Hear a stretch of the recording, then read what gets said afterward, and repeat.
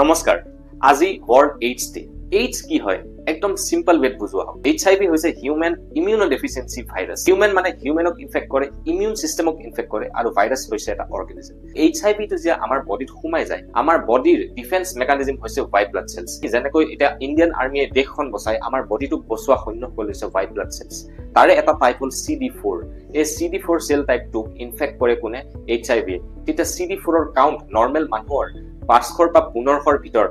কমি আহি 200 তলত যেতিয়া গৈ পায় তেতিয়া মানুহৰ এইডস হয় অন্তিম stage of HIV to AIDS বুলি কয় যেনেকৈ ক্যান্সাৰ লাষ্ট স্টেজ থাকে এইডস এটা স্টেজ হয় যত নেকি মানুহৰ এটা সিম্পল ইনফেকশন এটা যদি হয় টিউবাৰকুলোসিস নিউমোনিয়া ক্যান্সাৰছ এনেকুৱা ধৰণৰ বেমাৰ হৈ যাব পাৰে এইডস যেটো হয় এটো বিয়পে কেনেকে এজন মানুহৰ যদি এইচআইভি আছে সেই মানুহজনৰ যদি সিমেন আমাৰ গাত আহি যায় বা ড্ৰাগছ টাইপছ লৈ কাৰবাৰ এইচআইভি আছে বেলেগ এজনে সেই সেম নিডলটো ইউজ কৰি ললে মাল্টিপল পাৰ্টনাৰছৰ লগত ইন্টাৰকোৰ্স অসুৰক্ষিত যৌনতা কন্ডম অবিহনে সংভোগ জনিত কৰা যৌন সংভোগ মানে ভেজাইনাল ইন্টাৰকোৰ্স পায়ুৰ সৈতে জড়িত সংভোগ মানে এনাল ইন্টাৰকোৰ্স মুখ সংভোগ যেটো ওৰেল ইন্টাৰকোৰ্স আটাইতকৈ ডেঞ্জাৰাছ হৈছে এনাল ইন্টাৰকোৰ্স সিমেন মানে বীৰ্য জনিৰ তৰল পদাৰ্থ মানে ভেজাইনাল ফ্লুইড পায়ুৰ তৰল পদাৰ্থ মানে এনাল ফ্লুইড নহলে বা টেজ ব্লাড ঠিক আছে ইনফেক্টেড মানুহজনৰ পৰা এজন আনইনফেক্টেড মানুহলৈ আহি পৰে হেতু এইচআইভি ইনফেক্ট কৰিব পাৰে এইচআইভি কাপুৰেদি বিয়পে নেকি আমি কাৰবাক যদি হাবতি ধৰো যিজন মানুহৰ এইচআইভি আছে বিয়পে নেকি নিবিয়পে কাৰবাৰ যদি এইচআইভি আছে তেখেতে হাতত দুখ পাইছে তুমি যদি হাতখন তেখেতৰ সাফা কৰি দিছা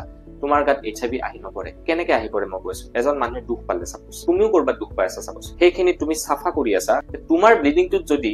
তেখেতৰ সেই টেজখিনি আহি সোমাই পৰে তেতিয়া এইচআইভি টো হ'ব পাৰে তোমাৰ কাৰণ কি তোমাৰ নিজৰ ব্লাড ষ্ট্ৰীমত এই ইনফেক্টেড মানুহজনৰ ব্লাডটো যাব লাগিব মানুহৰ কাপোৰ পিনিলে একেলগে খালে উচৰত কাখত বহিলে এইচআইভি বিয়পি নাযায় যাৰ এইচআইভি আছে তেখেতসকলেও এজন নৰ্মেল মানুহৰ সমান জিয়ায় এন্টি ৰেট্ৰোভাইৰাল থেৰাপি এটো এটা থেৰাপি হয় থেৰাপি মানে কি সদায় এইচআইভি থকা মানুহজনে এটা পিল ল'ব লাগে নিজৰ ইমিউন সিস্টেমটো বা CD4 সেলছখিনি কমি যাবলৈ নিদিয়ে এই থেৰাপিটো 1980s বা তাৰ আগৰ সময়ছোৱাত এইডস টো এটা মিষ্টেৰিয়াছ বেমাৰ হৈ আছিল মানুহে কবলৈ লাজ পাইছিল এইডস আছে বুলি এটা সোশ্যাল ষ্টিগমা জড়িত হৈ আছিল আজিকালি এটো চেঞ্জ হৈছে কিন্তু এতিয়াও কিছু সোশ্যাল ষ্টিগমা জড়িত হৈছে যে এইচআইভি থকা মানুহৰ কাষত আমি নব গতিকে এইডস বস্তুটোৰ এৱাৰনেছ ক্ৰিয়েট কৰিব আমি লাগে AIDS can be avoidable and HIV is preventable. Thank you so much.